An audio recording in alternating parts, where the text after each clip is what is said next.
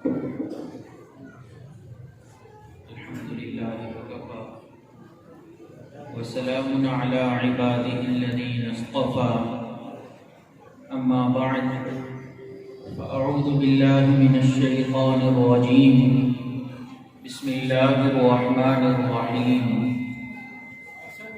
والذين آمنوا أشد حبا لله سبحان ربك رب العزة عما يصفون وسلام على المرسلين والحمد لله رب العالمين اللهم صل على سيدنا محمد وعلى آل سيدنا محمد وبارك وسلم اللهم صل على سيدنا محمد وعلى آل سيدنا محمد وبارك وسلم اللهم صل على سيدنا محمد وعلى آل سيدنا محمد وبارك وسلم. ارشاد باری تعالی ہے والذین آمنوا اشد حبا للہ، اور ایمان والوں کو اللہ رب العزت سے شدید محبت ہوتی ہے. اللہ رب العزت نے انسانوں کو اپنی قدرت کاملہ سے پیدا فرمایا اور ان کو دو طبقات میں تقسیم فرمایا ہے. ایک وہ طبقہ جو اللہ رب العزت کے اس آخری دین کو قبول کرتا ہے، اور دوسرا وہ طبقہ جو کفر اور شرک کے اندر مبتلا ہے. اللہ تعالیٰ نے بڑے واضح اور کھلے دھلے الفاظ میں قرآن مجید میں ارشاد فرمایا وَالَّذِي خَلَقَكُمْ فَمِنْكُمْ كَافِرٌ وَمِنْكُمْ مُؤْمِنٌ، وہ ذات جس نے تمہیں پیدا کیا، تم میں سے کچھ ماننے والے ہیں یعنی مومن ہیں، اور کچھ نہ ماننے والے ہیں یعنی کافر ہیں، انکار کرنے والے ہیں. تو اللہ تعالیٰ کے ہاں انسانوں کی تقسیم بہت واضح ہے. یہ بات ذہن میں رکھیں کہ ایمان والوں کے ساتھ اللہ رب العزت کو محبت ذاتی ہے. ایمان والوں کے ساتھ اللہ تعالیٰ کو ذاتی محبت ہے، اور کفر اور کفار کے ساتھ اللہ رب العزت کو ذاتی عداوت ہے، ذاتی دشمنی ہے. اللہ تعالیٰ کفر کو پسند نہیں فرماتے، شرک کو پسند نہیں فرماتے. اس لیے نبی علیہ الصلوۃ والسلام نے فرمایا کہ من تشبہ بقوم فہو منہم، جو جس قوم کی مشابہت اختیار کرے گا وہ اسی قوم میں سے گنا جائے گا. اگر آج ہم کفار کی مشابہت بھی اختیار کرتے ہیں تو کل قیامت والے دن ایسا نہ ہو کہ ہمارا حشر انہی کے ساتھ کر دیا جائے. انڈیا میں ایک بزرگ گزرے ہیں، ان کی وفات ہوئی. نیک تھے، لوگوں میں ان کے تقویٰ کا چرچا تھا. کسی نے خواب میں دیکھا تو پوچھا کہ آگے کیا بنا؟ فرمایا معاملات بہت سخت ہو گئے، اللہ نے گرفت کر لیا. پوچھا ہوا کیا؟ کہنے لگے کہ ایک مرتبہ ہندوؤں کی ایک عید کا دن تھا جس کو وہ ہولی کہتے ہیں. اس دن وہ ایک دوسرے کے اوپر رنگ پھینکتے ہیں، ایک دوسرے کو رنگوں کے اندر رنگ دیا کرتے ہیں. تو میں گھر سے باہر نکلا تو راستے پر جاتے ہوئے میں پان کھا رہا تھا تو میں نے دیکھا کہ ایک گدھا کھڑا ہے. تو میں نے ازراہ تفنن اس پان کی پیک کو پھینکنا تھا، لیکن پھینکنے سے پہلے میں نے گدھے کو مخاطب کر کے کہا کہ اے گدھے، آج ہولی کے دن تجھے کسی نے نہیں رنگا، لا میں تجھے رنگ دیتا ہوں. یہ کہہ کے میں نے وہ پان کی پیک سے گدھے کے جسم کو رنگ دیا. اللہ نے اس بات پر پکڑ فرما لی کہ تم نے کفار کی مشابہت اختیار کر دی. تو اللہ رب العزت کو ایمان والوں کے ساتھ ذاتی محبت ہے اور کفار کے ساتھ ذاتی عداوت ہے. اس لیے وہ نوجوان طبقہ جو کفار کے چال ڈھال کو، کفار کے لباس کو، ان کے طرز زندگی کو اپنانے میں فخر محسوس کرتا ہے، یاد رکھیں کہ کہیں قیامت والے دن گرفت نہ ہو جائیں۔ اللہ رب العزت کو محبت بہت ہے۔ حضرت بایزید بستامی رحمۃ اللہ علیہ بار بار اس بات کا تذکرہ کرتے تھے کہ اللہ رب العزت کو ایمان والوں سے بڑی محبت ہے، بڑی محبت ہے۔ کسی نے کہا کہ حضرت آپ دعویٰ کر رہے ہیں، دعویٰ دلیل مانگتا ہے، تو لہٰذا کیا دلیل ہے کہ اللہ رب العزت کو بہت محبت ہے؟ تو حضرت بایزید بستامی رحمۃ اللہ علیہ نے فرمایا کہ دیکھو، اگر محب اپنے محبوب کے لیے بہت کچھ کرتا ہے لیکن پھر بھی یہ سمجھتا ہے کہ میں وہ نہ کر سکا جو مجھے کرنا چاہیے تھا، ابھی میں نے تھوڑا کیا لیکن اس کے بدلے میں محبوب تھوڑی سی بھی محبت کا اظہار کرے تو محب کہتا ہے میرے لیے بہت ہو گیا۔ اس نے کہا محبت کے تقاضے ایسے ہی ہیں، محبوب کا تھوڑا عمل بھی زیادہ لگتا ہے اور محب کا زیادہ عمل بھی تھوڑا لگتا ہے۔ فرمایا جب یہ بات مان لی، قرآن مجید کو دیکھو، اللہ رب العزت نے انسانوں کے اوپر کتنا فضل فرمایا، ان کو کتنی نعمتوں سے نوازا، سر کے بالوں سے لے کر پاؤں کے ناخنوں تک ایک ایک نعمت اللہ رب العزت کی دی ہے۔ پھر اللہ رب العزت نے اس دنیا میں کتنی نعمتوں سے نوازا۔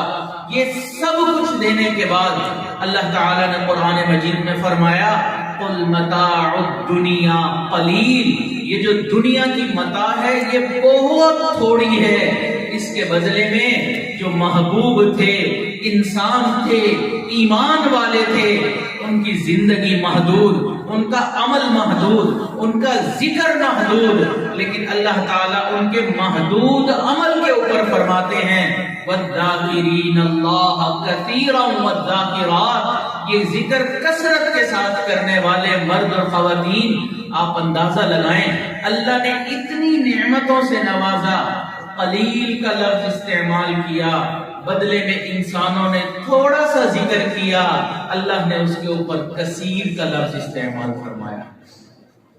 تو یہ اس بات کی دلیل ہے کہ اللہ رب العزت کو ایمان والوں کے ساتھ محبت ہوتی ہے۔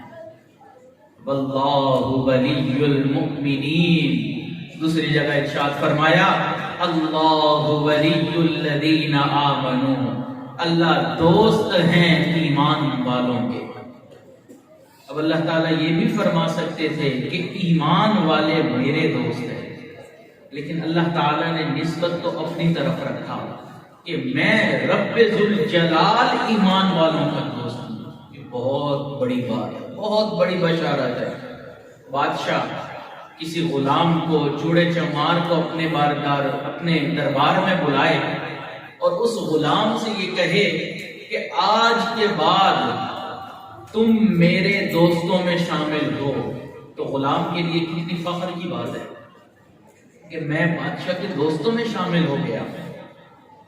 لیکن اگر بادشاہ اسی بات کو اس انداز میں کرے کہ آج کے بعد میں بادشاہ تمہارے دوستوں میں شامل ہوں، یہ اس سے بھی بڑے اعزاز کی بات ہے۔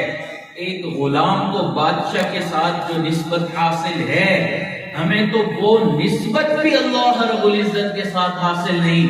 وہ خالق ہے، وہ مالک ہے، ہم بندے ہیں، اس کی مخلوق ہیں۔ اس کے بعد بھی اللہ تعالیٰ فرماتے ہیں اللہ ولی الذین آمنوا، اللہ دوست ہے ایمان والوں کا۔ تو اس لیے ہر ایمان والا اللہ رب العزت کا دوست ہے، اعمال اس کے کمزور ہی کیوں نہ ہو۔ یاد رکھیں، اعمال کی کمزوری اپنی جگہ، اگر کسی انسان نے کلمہ پڑھ لیا، دائرہ اسلام کے اندر داخل ہو گیا، وہ اللہ ولی الذین آمنوا اس بشارت کے اندر داخل ہو گیا۔ اللہ نے نیک اور بد کی کوئی شرط نہیں لگائی کہ نیک لوگ میرے دوست ہیں۔ اللہ نے فرمایا بس جو بھی ایمان والا ہے وہ میرے دوستوں میں شامل ہے، میں اس کے دوستوں میں شامل ہوں۔ یہ ایمان والوں کے لیے کتنے بڑے اعزاز کی بات ہے۔ لیکن ہمیں پتہ ہی نہیں ہے کہ ہم کتنے بڑے اعزاز کے ساتھ زندگی گزار رہے ہیں، کبھی احساس ہی نہیں ہوا۔ تو اللہ رب العزت کو انسانوں سے محبت ہے، ایمان والوں سے محبت ہے، اس لیے ایمان والوں کو بھی چاہیے کہ اللہ سے محبت کریں۔ اللہ تعالیٰ قرآن مجید میں فرماتے ہیں والذین آمنوا اشد حبا للہ، اور ایمان والوں کو اللہ کے ساتھ شدید محبت ہوتی ہے۔ تو یہ شدت اختیار کرنی پڑے گی اللہ کی محبت میں۔ بندہ اللہ کی محبت میں چور ہو جائے، ٹوٹ جائے، اس کا انگ انگ گواہی دے کہ یہ بندہ اللہ سے محبت کرنے والا ہے۔ ہم دنیا میں دیکھتے ہیں کہ کچھ ایسی وجوہات ہوتی ہیں جس کی بنیاد پر، جس کی بنا پر انسان کسی دوسرے انسان سے محبت کرتا ہے۔ تو اگر ہم ان وجوہات کو ہی محبت کی بنیاد بنا لیں تو بھی اللہ رب العزت کی ذات ہے کہ ان سے ہی محبت کی جائے۔ ایک وجہ ہم دنیا میں دیکھتے ہیں کہ لوگ ایک دوسرے سے محبت کرتے ہیں حسن و جمال کی بنیاد پر۔ کوئی اچھا پھول دیکھ لیا، خوبصورت پھول دیکھ لیا تو محبت ہو گئی، اچھی سینری دیکھ لی تو ہم نے دیکھا کہ لوگ گاڑیوں کو روک کر نیچے اتر کر اس منظر کو دیکھتے رہتے ہیں۔ حسن ہوتا ہے، جمال ہوتا ہے۔ اسی طرح نوجوان کوئی خوبصورت ٹھپا دیکھ لیتے ہیں تو اپنا دل دے بیٹھتے ہیں۔ تو خوبصورتی کو، حسن و جمال کو اگر ہم بنیاد بنائیں تو اللہ رب العزت تو اس حسن و جمال کے خالق ہیں۔ نبی علیہ الصلوۃ والسلام نے فرمایا اللہ جمیل ویحب الجمال، اللہ خوبصورت ہیں اور خوبصورتی کو پسند فرماتے ہیں۔ اللہ جمیل، اللہ بہت خوبصورت ہے۔ آپ لطف تو لیں اس جملے کا، اس حدیث مبارکہ کا کہ اللہ جمیل، اللہ خوبصورت ہے۔ جب اللہ تعالیٰ خوبصورت ہیں اور بنیاد ہم حسن کو بنائیں تو اللہ تعالیٰ یہ حق رکھتے ہیں کہ ان کے ساتھ محبت کی جائے۔ حضرت یوسف علیہ السلام کو مصر کی خواتین نے دیکھا، اتنا حسن تھا، قابو نہ رکھ پائیں، اپنے ہاتھوں سے اپنی انگلیوں کو کاٹ لیا، ان پہ چھریاں چلا دی۔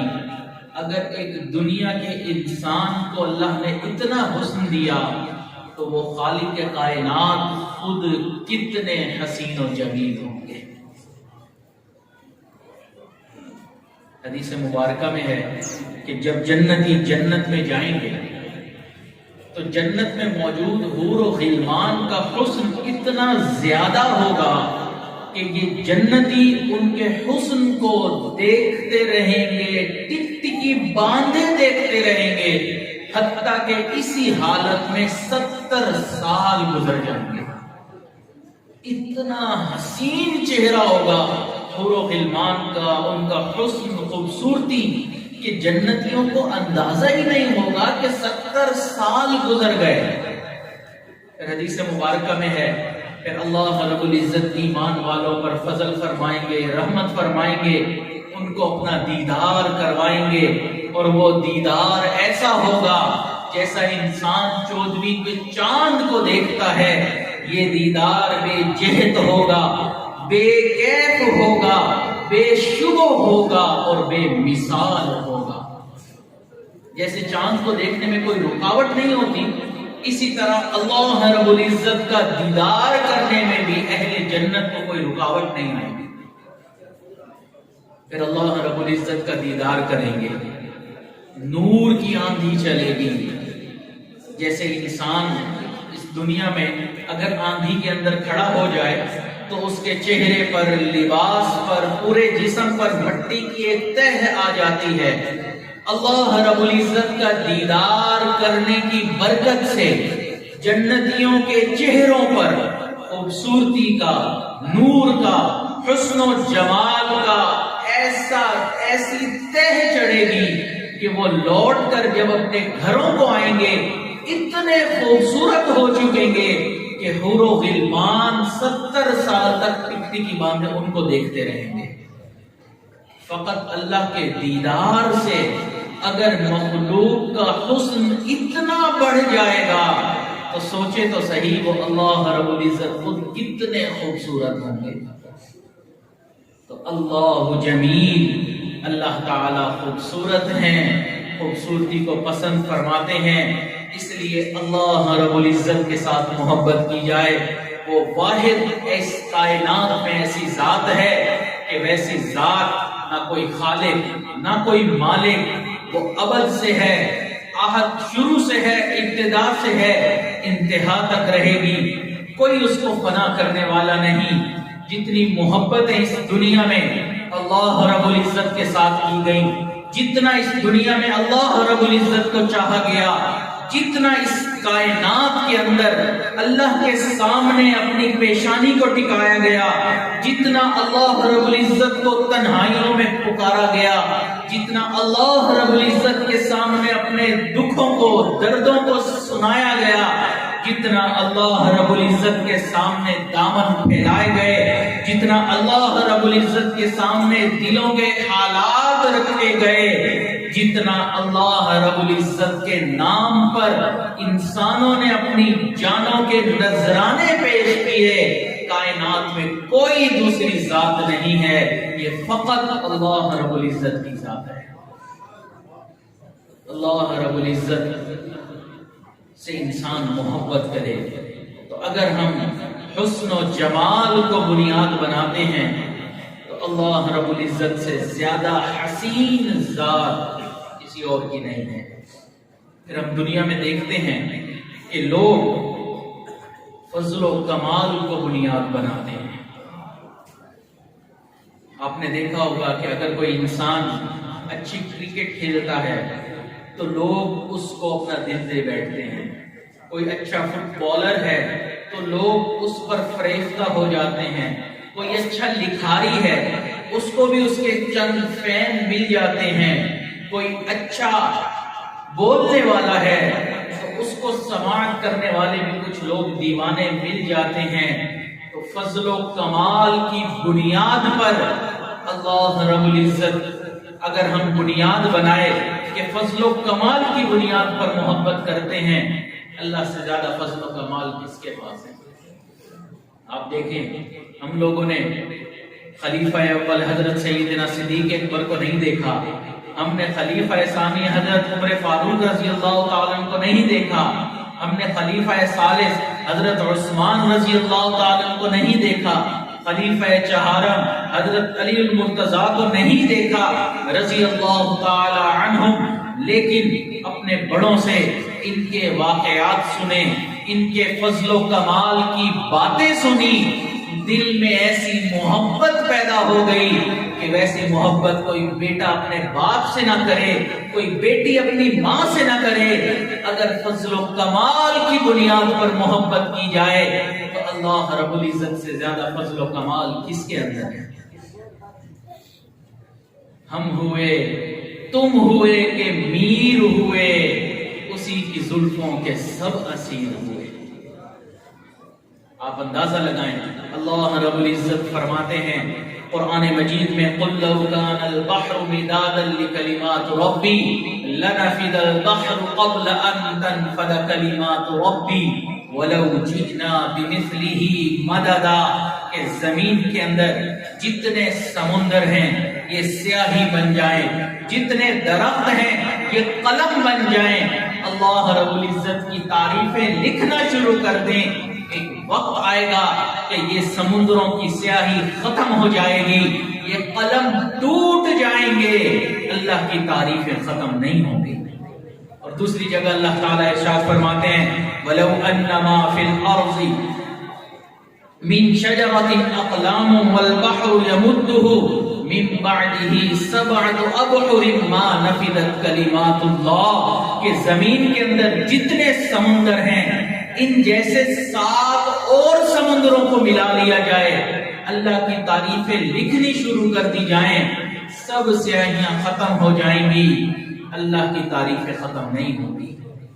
اتنے فضل و کمال والی ذات ہے، اتنی فضل و کمال والی ذات ہے کہ اللہ کے حبیب صلی اللہ علیہ وسلم نے ارشاد فرمایا، اللہم لا احصی ثناء علیک، اللہ جیسے آپ کی حمد بیان کرنے کا حق تھا ہم اس کا احاطہ نہیں کر سکتے، انت کما اثنیت علی نفسک، آپ ویسے ہی ہیں جیسے آپ نے خود اپنی تعریف بیان فرمائی۔ جب اللہ کے محبوب فرما رہے ہیں کہ اللہ ہم آپ کے فضل و کرم کا احاطہ نہیں کر سکتے، تو ہم کس کھیت کی گاجر مولی ہیں؟ تو اگر فضل و کمال کو ہم بنیاد بنائیں تو اللہ رب العزت سے زیادہ فضل و کمال والی ذات کوئی دوسری نہیں۔ پھر ہم دنیا میں دیکھتے ہیں کہ لوگ مال و منال کی بنیاد پر محبت کرتے ہیں۔ کسی دوسرے کے پاس مال زیادہ آ گیا تو لوگ اس کو چاہنے والے مل جاتے ہیں، دوست یار مل جاتے ہیں۔ پہلے ملنا ملانا نہیں بھی تھا، لیکن مال کی بنیاد پر اس کے چاہنے والے بڑھ جایا کرتے ہیں۔ اگر کوئی وزیر کسی کو اپنا نمبر دے کہ کبھی ضرورت ہو تو مجھے کال کر لینا، تو ہم نے دیکھا کہ لوگ اس نمبر کو تعویذ کی طرح گلے میں لٹکا کر گھوم رہے ہیں۔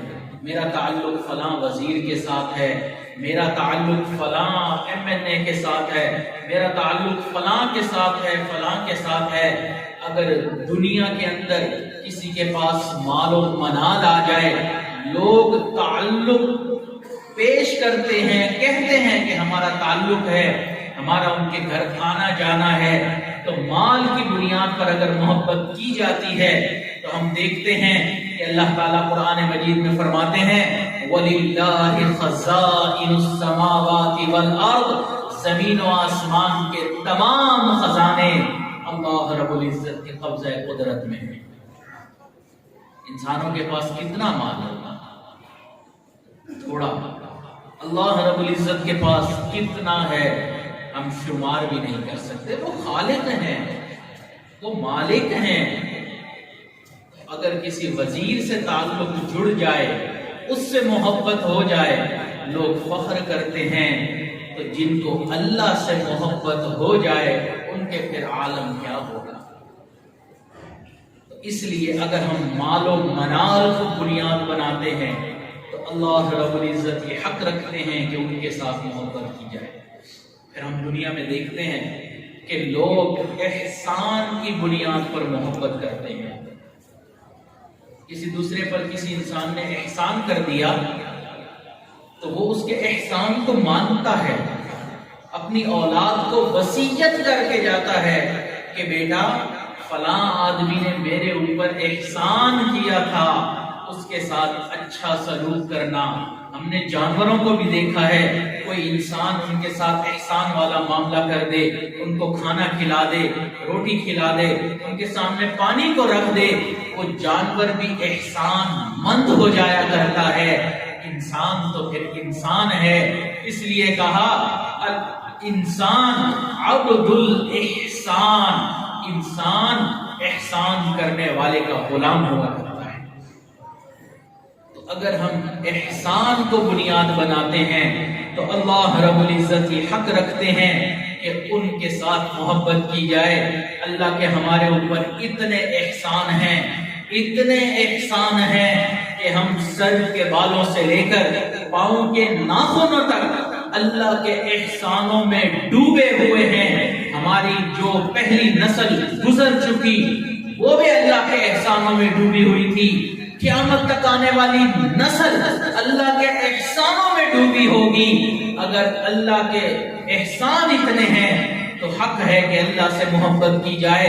آپ اندازہ لگائیں اللہ نے ہمارے اوپر کتنے احسان کیے، ہمیں اندازہ بھی نہیں۔ اگر اللہ تعالی ہمیں بینائی نہ دیتے ہم اندھے ہوتے، گویائی نہ دیتے ہم گونگے ہوتے، ہاتھ پاؤں نہ دیتے تو لنگڑے لولے ہوتے، اگر اللہ تعالی ہمیں عقل نہ دیتے تو ہم پاگل ہوتے، اگر اللہ تعالیٰ ہمیں شکل و صورت نہ دیتے ہم بدصورت ہوتے، اگر اللہ تعالیٰ مال و دولت نہ دیتے ہم بھیک مانگنے والے ہوتے، اگر اللہ تعالی ہمیں والدین نہ دیتے ہم یتیم و مسکین ہوتے، اگر اللہ رب العزت ہمیں گھر بار نہ دیتے ہم بے گھر ہوتے، اگر اللہ تعالی ہمیں عزت نہ دیتے ہم ذلیل ہوتے، اگر اللہ رب العزت ہمیں دین اسلام کی نعمت نہ دیتے ہم کفر اور شرک کے اندر زندگی گزار کر دائمی جہنم کا نوالا بن جاتے۔ یہ سب اللہ کا احسان ہے کہ ہم دین اسلام کے اندر رہتے ہوئے عزتوں والی زندگی گزار رہے ہیں۔ تو اگر احسان کو بنیاد بنائیں تو اللہ رب العزت کا حق ہے کہ اللہ تعالی سے محبت کی جائے، لیکن افسوس اللہ تعالی نے فرمایا وَمَا قَدَرُ اللَّهَ حَقَّ قَدْرِهِ، ان لوگوں نے اللہ کی ویسے قدر نہیں کی جیسی قدر کرنی چاہیے تھی۔ آج ہمیں ایک وقت کا کھانا کھلا دے، پانی پلا دے، ہم اس کے احسان مند ہو جاتے ہیں۔ ہماری شروع سے لے کر آخر تک زندگی اللہ کے احسانوں میں ڈوبی ہوئی ہے، لیکن مجال ہے جو ہماری زبان سے اللہ کے لیے شکر کا لفظ نکلا ہے۔ اللہ نے طرح طرح کی نعمتیں ہمیں کھلائی، لیکن اللہ کا شکر ادا کرنا ہی یاد نہیں ہوتا۔ آپ اندازہ لگائیں کہ اللہ کی کتنی احسان ہے ہمارے اوپر، کہ اگر انسان کی جو باڈی ہے اس کے اندر اللہ تعالیٰ نے نرو کو استعمال فرمایا، وینز کو، جس طرح انسان بلڈنگ کے اندر لائٹس لگاتا ہے تو ان لائٹوں کے لیے تاریں بچھاتا ہے، تاروں کا ایک جال بچھتا ہے، تب جا کے اس بلب کے اندر یا ٹیوب لائٹ کے اندر روشنی آتی ہے۔ اسی طرح اس انسان کے اندر بھی اللہ رب العزت نے نرو کی تاروں کا جال بچھایا ہوا ہے، ہمیں احساس بھی نہیں۔ سائنسدان کہتے ہیں اگر ایک انسان کے اندر سے ان نروز کو نکال دیا جائے اور آپس میں گرہیں باندھ دی جائیں تو وہ نرو اتنی لمبی ہیں کہ پوری دنیا کا 2 مرتبہ چکر لگا سکتی ہیں۔ ایک انسان کے اندر اتنی وائرنگ استعمال ہو چکی ہے، ان میں سے ایک نرو کے اندر بھی خرابی پیدا ہو جائے تو انسان کیسے تکلیف میں مبتلا ہوتا ہے۔ کئی مرتبہ وہ عضو کام کرنا چھوڑ دیتا ہے، کئی مرتبہ انسان کو سمجھ ہی نہیں آتی تکلیف کہاں ہو رہی ہے کہاں نہیں ہو رہی، ڈاکٹر بھی پریشان ہوتے ہیں، سمجھ نہیں آ رہا کہ کوئی مسئلہ نہیں ہے۔ اللہ تعالیٰ نے صحت کی، اللہ تعالیٰ نے عافیت فرمائی، اتنی وائرنگ استعمال کی، یہ سب اللہ کا احسان ہے، ہمیں پتہ بھی نہیں ہے۔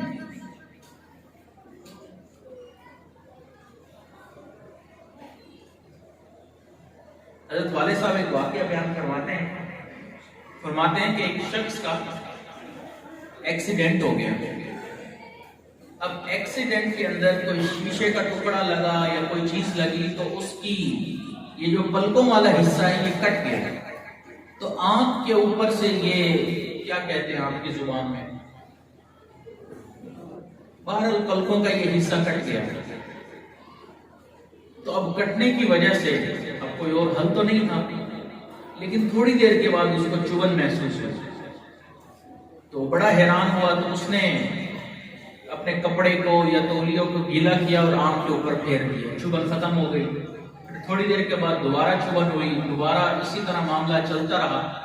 2-4 دن کے بعد بار بار کپڑا لگانے سے، پانی لگانے سے اس کی آنکھ سوج گئی اور اتنی خوفناک ہو گئی کہ دیکھنے والے کو ڈر لگتا تھا، کیونکہ ایک تو پلک کٹ گئی تو پورا ڈھیلا نظر آتا تھا اور اوپر سے وہ سرخ ہو جائے، اتنا خوفناک انسان ہو جائے۔ وہ ڈاکٹر کے پاس گیا تو ڈاکٹر نے کہا کہ دیکھیں ہوا کے اندر مٹی کے ذرات ہوتے ہیں، تو وہ ذرات انسان کی آنکھوں میں پڑتے ہیں۔ اس کی مثال بالکل ایسی ہی ہے جیسے انسان گاڑی چلاتا ہے تو مٹی کے ذرات اس کی ونڈ سکرین کے اوپر آ جاتے ہیں۔ اب ان مٹی کے ذرات کو ہٹانے کے لیے وہاں پر سائنسدانوں نے وائپر لگائے ہوئے کہ انسان پانی ڈالتا ہے، وائپر چلاتا ہے تو ونڈ سکرین صاف ہو جاتی ہے۔ اگر وہ پانی ڈال کے وائپر نہ چلائے تو ونڈ سکرین صاف نہیں ہوگی، آگے کچھ نظر نہیں آئے گا۔ اسی طرح ان دونوں آنکھوں کی ونڈ سکرین کا وائپر اللہ تعالیٰ نے ان پلکوں کو بنایا ہے. جیسے ہی کوئی ذرہ پڑتا ہے انسان اپنی پلکیں جھپکاتا ہے تو وہ ذرات صاف ہو جاتے ہیں, اس لیے اس کی چبھن ختم ہو جاتی ہے. اب چونکہ آپ کا یہ وائپر خراب ہو گیا, پلک ختم ہو گئی, نہیں رہی, اب آپ کو اسی طرح زندگی گزارنی پڑے گی کہ آپ کو بار بار اس پر پانی لگانا پڑے گا. کبھی احساس ہوا کہ یہ چھوٹی سی پلک بھی اللہ کی کتنی بڑی نعمت ہے؟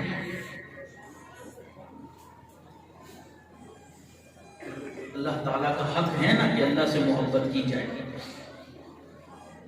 تو اللہ رب العزت کے احسانات کو اگر دیکھا جائے تو اللہ رب العزت یہ حق رکھتے ہیں کہ ان کے ساتھ محبت کی جائے. اور ایمان والے ہمیشہ اللہ تعالیٰ سے شدید محبت کرتے ہیں. قرآن مجید میں اللہ نے یہی مضمون بیان فرمایا, والذین آمنوا اشد حبا للہ, اور ایمان والوں کو اللہ تعالیٰ کے ساتھ شدید محبت ہوتی ہے. یہ شدید کا لفظ بتا رہا ہے کہ دل میں باپ کی محبت بھی ہوگی, ماں کی محبت بھی ہوگی, دل کے اندر اولاد کی محبت بھی ہوگی, محرم رشتہ داروں کی محبت بھی ہوگی, اپنے دوستوں کی بھی محبت ہوگی, ملنے والوں کی بھی محبت ہوگی, تمام محبتیں ہوں گی. لیکن ان تمام محبتوں پر جو غالب محبت ہوگی, شدت ہوگی, وہ فقط اللہ رب العزت کی محبت ہوگی. شدید کا لفظ بتا رہا ہے کہ اگر تمہارے دل کے اندر اولاد کی محبت اتنی بڑھ گئی کہ تم اللہ کی نافرمانی کرنے لگے ہو, تمہارے دل کے اندر تمہاری بیوی کی محبت اتنی بڑھ گئی کہ تم اللہ کی نافرمانی کرنے لگے ہو, ایسی محبتوں پہ پاؤں رکھ کر آگے بڑھ جاؤ, کیونکہ تمہاری محبتوں کا مرکز اللہ کی ذات کو ہونا چاہیے. لیکن آج ہم دیکھتے ہیں کہ لوگ سود لے رہے ہوتے ہیں, رشوت لے رہے ہوتے ہیں. کیوں؟ کہ ہم نے کتنا کھانا ہے, ہم نے تو 2 روٹی کھانی ہے. اولاد کے لیے کر رہے ہیں, بیوی کے لیے کر رہے ہیں.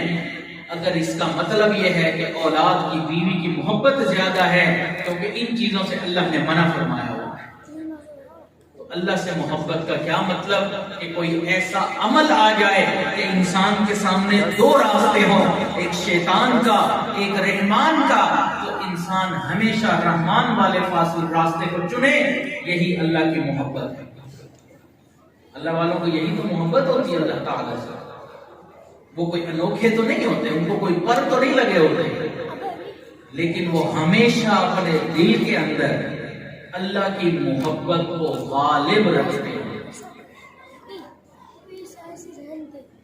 محبت کرنے والوں کے انداز بھی نرالے ہوتے ہیں, محبت کرنے والوں کا طرز بھی عجیب ہوتا ہے, محبت کرنے والوں کی چال ڈھال, اٹھنے بیٹھنے, کھانے پینے, سونے جاگنے, جلوت خلوت سے پتہ چل جاتا ہے یہ کوئی اللہ کا عاشق ہے, اللہ سے محبت کرنے والا ہے.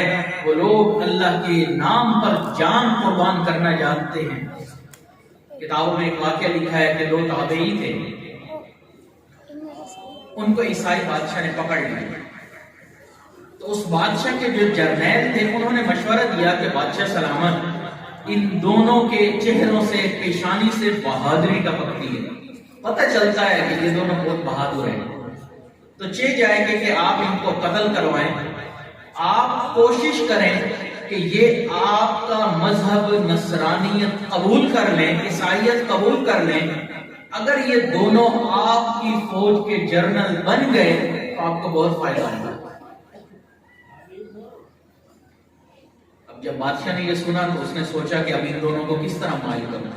اس نے بڑی مال و دولت کی پیشکشیں کی, اور بھی پیشکشیں کی, محبت کا اظہار, ہر طرح سے معاملہ کیا, لیکن وہ دونوں دین اسلام سے ہٹنے کو تیار نہیں تھے.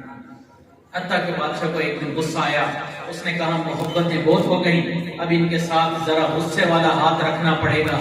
اس نے دونوں کو بلایا, ایک بڑے سارے برتن کے اندر تیل کو ڈالا, اس کو آگ کے اوپر رکھا. جب وہ تیل پورا بوائل ہونے لگ گیا تو بادشاہ نے کہا کہ اگر تم نے میرے مذہب کو قبول نہیں کیا تم دونوں کو اس کے اندر ڈال دوں گا۔ انہوں نے کہا فَقْضِ مَا أَنْتَ قَاضٍ، تو جو کر سکتا ہے کر لے، ہم دین اسلام سے پیچھے نہیں ہٹیں گے۔ بادشاہ نے وہاں کھڑے ہوئے ایک تابعی کو اٹھا کر اس کڑا کے اندر ڈلوا دیا، وہ فوراً ہی کوئلہ بن گئے۔ جیسے ہی یہ معاملہ ہوا جو دوسرے تابعی تھے ان کی آنکھوں میں آنسو آ گئے۔ بادشاہ کو لگتا ہے ڈر گئے، دل پسیج گیا، اب یہ میری بات مان لیں گے۔ بادشاہ نے بڑی محبت سے پوچھا اب تم میری بات مانو گے یا نہیں مانو گے؟ تو وہ کہنے لگے بادشاہ سلامت، بات تو میں اب بھی نہیں مانوں گا، گھر سے نکلے ہی اس لیے تھے کہ شہادت ہے مطلوب مقصود مومن، اگر یہ شہادت مل جاتی ہے ہمارا مقصد پورا ہو جائے گا۔ میں رویا اس وجہ سے ہوں، مجھے ایک خیال آ گیا تھا۔ پوچھا کیا خیال آیا؟ انہوں نے کہا کہ مجھے یہ خیال آیا تھا کہ اے اللہ، ایک جان ہے، یہ ظالم عیسائی بادشاہ مجھے اس گردن کے اندر ڈالے گا، وہ جان میں آپ کے سپرد کر دوں گا، آپ کی راہ میں جان نچھاور کر دوں گا۔ مجھے خیال یہ آ گیا کاش میرے بدن پر جتنے بال ہوتے اتنی میری جانیں ہوتی، میں اللہ کے راستے میں وہ تمام جانیں نچھاور کر دوں۔ چارجنگ بھی نہیں ہے اس میں۔ اللہ سے محبت کرنے والے ایسا جذبہ رکھتے ہیں، ان کے دل میں ایسا عشق ہوتا ہے کہ اللہ کا نام سنتے ہیں ان کے دل تڑپ جاتے ہیں۔ اللہ اللہ ای چشیری ہست نام، یہ اللہ کا جو نام ہے یہ ایسا خوبصورت نام ہے کہ عاشق جب اس نام کو لیتا ہے ایسا محسوس ہوتا ہے جیسے اس کے منہ میں کسی نے رس گھول دیا ہو، اپنے منہ میں مٹھاس محسوس کرتا ہے۔ اللہ کا تذکرہ سنتا ہے انسان، دل خوش ہو جاتا ہے کہ میرے محبوب کا تذکرہ ہو رہا ہے۔ حضرت ابراہیم خلیل اللہ علیہ السلام بکریوں کے چراتے ہوئے جا رہے تھے، دیکھا کہ ایک شخص کھڑا ہوا ہے۔ جیسے ہی حضرت ابراہیم قریب پہنچے وہ شخص کہنے لگا سبحان ذی الملک والملکوت، سبحان ذی العزت والعظمت والہیبت والقدرت والکبریاء والجبروت۔ اس نے اللہ رب العزت کی تعریف کی، اتنا خوبصورت انداز تھا، اتنے خوبصورت الفاظ تھے۔ حضرت ابراہیم علیہ السلام کا دل تڑپ اٹھا، کہنے لگے اے بھائی میرے محبوب کی تعریف کی ہے، دوبارہ کر دو۔ اس نے کہا اے ابراہیم آپ اس کے بدلے مجھے کیا دیں گے؟ انہوں نے فرمایا میری بکریوں کا آدھا ریوڑ آپ لے لینا، لیکن میرے محبوب کی تعریف دوبارہ کر دو۔ اس شخص نے دوبارہ یہی کلمات ادا کر دیے، چہ جائے کہ آگ ٹھنڈی ہو جائے، عشق کی آگ اور بھڑک اٹھی، شعلہ آگ کے اندر کنورٹ ہو گیا۔ کہنے لگے اے میرے بھائی دوبارہ یہی الفاظ کہہ دو۔ اس نے دوبارہ یہی الفاظ کہے، حضرت ابراہیم علیہ السلام نے بقیہ آدھا ریوڑ بھی اس کو دے دیا۔ تیسری مرتبہ پھر فرمایا اے میرے بھائی ایک مرتبہ دوبارہ میرے رب کی تعریف کر دو۔ وہ کہنے لگا ابراہیم علیہ السلام اب آپ کے پاس دینے کے لیے بکریاں بھی نہیں ہیں، اب آپ کیا کریں گے؟ فرمایا تم میرے محبوب کی تعریف کرو، تمہارے سے بدلے میں بکریاں چلانے کے لیے کسی چرواہے کی ضرورت پڑے گی، میں تمہاری بکریاں چرا دیا کروں گا، لیکن میرے رب کی تعریف تو بیان کر دو۔ جب یہ بات کہی تو وہ شخص کہنے لگا اے ابراہیم آپ کو مبارک ہو، میں اللہ کا فرشتہ ہوں، اللہ نے مجھے بھیجا تھا، جاؤ میرے ابراہیم کے سامنے میرا نام تو لو، پھر دیکھو وہ میرے نام کے کیا دام لگاتا ہے۔ تو جن کے دل میں اللہ کی محبت ہوتی ہے، اللہ کا عشق ہوتا ہے، وہ اللہ کا نام سن کر تڑپ جایا کرتے ہیں، ان کو لطف آتا ہے، ان کو مزہ آ رہا ہوتا ہے، اس اللہ سے ان کا تعلق ہوتا ہے۔ اس لیے ہمیں بھی چاہیے ہم اللہ تعالیٰ سے محبت کریں۔ اب سوال یہ پیدا ہوتا ہے کہ اللہ کی محبت کہاں ملتی ہے، کس جگہ سے ملے؟ یاد رکھیں اللہ کی محبت اللہ والوں سے ملا کرتی ہے۔ ہمارے دادا شیخ حضرت مرشد اعظم خواجہ غلام حبیب رحمت اللہ علیہ فرمایا کرتے تھے سبزی ملتی ہے سبزی والے کے پاس، کپڑا ملتا ہے کپڑے والے کے پاس، لوہا ملتا ہے لوہے والے کے پاس، اللہ ملتا ہے اللہ والوں کے پاس۔ یہ عشق کی دکانیں ہوا کرتی ہیں جو خانقاہیں ہوتی ہیں، یہاں اللہ کی محبت کی پڑیاں تقسیم ہو رہی ہوتی ہے۔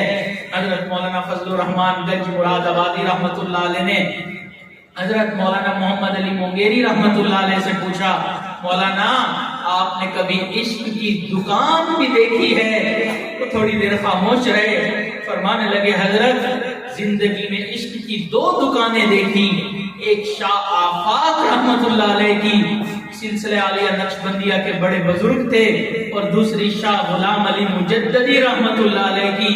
فرمایا یہ عشق کی دکانیں تھیں، ان حضرات کی صحبت میں جو جاتا تھا ان کے دل میں اللہ کی محبت آ جایا کرتی تھی۔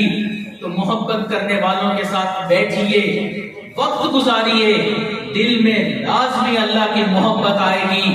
اللہ کے محبوب صلی اللہ علیہ وسلم نے یہی تو نشانی بتلائی کہ اللہ والے کون ہیں۔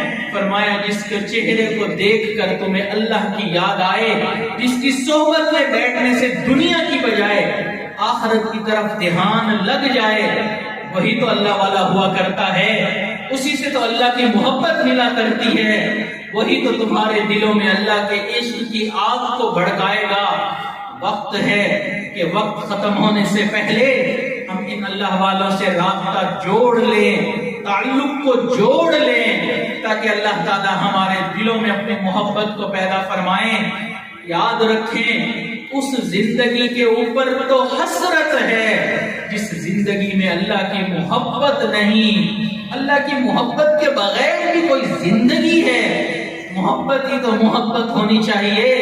بس یہی دعا ہے کہ اللہ تعالی ہمارے دلوں میں اپنی محبت کو پیدا فرما دے۔ ہم دعا کرتے ہیں، اللہ سے عرض کرتے ہیں کہ اللہ ہمارے دلوں میں آپ اپنی محبت کو ڈال دیجئے، ہمارے دلوں میں آپ آ جائیے، سما جائیے، بلکہ ہمارے دلوں میں آپ چھا جائیے۔ اللہ کے لیے وقت نکالیں، اللہ سے محبت کریں۔ محبت کرنے والوں کے انداز بھی نرالے ہوتے ہیں۔ خواجہ عزیز الحسن مرزوق رحمت اللہ علیہ کی نوکری ختم ہو گئی، پنشن مل گئی۔ کسی نے پوچھا حضرت اب آپ کیا کرتے ہیں؟ حضرت نے اشعار میں جواب دیا، فرمانے لگے پنشن ہو گئی ہے کیا بات ہے اپنی، اب دن بھی ہے اپنا، رات ہے اپنی، اب اور ہی کچھ ہے میرے دن رات کا عالم، ہر وقت ہی رہتا ہے ملاقات کا عالم۔ جو اللہ سے محبت کرنے والے ہوتے ہیں ان کا یہی معاملہ ہوتا ہے کہ کب اللہ سے ملاقات ہوگی۔ محبوب اپنے محب سے ملاقات کرنا چاہتا ہے، محب بھی اپنے محبوب سے ملاقات کرنا چاہتا ہے۔ یہ اللہ کے دیوانے مستانے اللہ کی یاد میں بیٹھے ہوتے ہیں، ان کی زندگی اللہ کی یاد میں گزرتی ہے۔ دن دیکھیں گے تو مجاہدانہ ہوگا، رات دیکھیں گے تو عابدوں کی طرح ہوگا۔ تتجافى جنوبهم عن المضاجع يدعون ربهم خوفا وطمعا۔ یہ اللہ کی یاد میں راتیں گزارتے ہیں، اللہ کے دین کے لیے دن میں نکل جاتے ہیں تاکہ لوگ ان سے اللہ کی محبت سیکھ سکیں۔ کہنے والے نے کہا مجھے نہ اپنا ہوش نہ دنیا کا ہوش ہے، بیٹھا ہوں مست ہو کے تمہارے جمال میں، تاروں سے پوچھ لو میری روداد زندگی، راتوں کو جاگتا ہوں تمہارے خیال میں۔ وآخر دعوانا ان الحمد للہ رب العالمین۔